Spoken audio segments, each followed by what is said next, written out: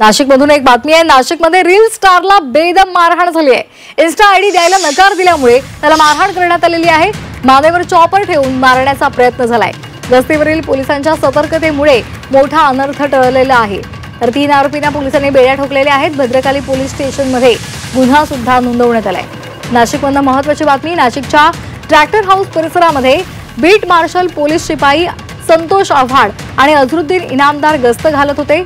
त्यावेळेला गोदावरी नदीच्या काठावर कन्नमवार पुलाखाली काही मुलांचा त्यांना आरडाओरडा ऐकायला आला। त्यावेळी त्यांनी घटनास्थळी धाव घेतली आणि त्यावेळी एक मुलगा दुसऱ्या मुलाच्या मानेवर चॉपर लावून त्याला धमकावत होता असं दृश्य दिसलं।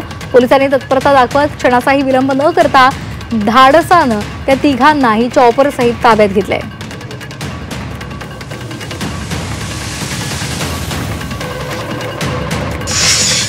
गोदावरी नदीच्या काठी कन्नमवार ब्रिज खाली 3 मित्रांनी मिळून 2 त्यांचे जुने ओळखीच्या मित्रांना नदी किनारी आणून त्यांना चाकूचा दात जाळखून त्यांचं जे इंस्टाग्राम अकाउंट आहे येथील फिर्यादी मौर्य म्हणून त्यांचे इंस्टाग्राम अकाउंट असून 2 अकाउंट असून एकूण 9 लाख त्यांचे फॉलोअर्स आहे। 8.5 ते 9 लाख ते फॉलोअर्स आहे। ते फॉलोअर्स स्वतःच्या अकाउंटवर घेण्यासाठी त्यांच्याकडे इंस्टाग्राम आयडी मागत होते आणि समोरचा फिर्यादी ते इंस्टाग्राम आयडी त्यांना देत नव्हता।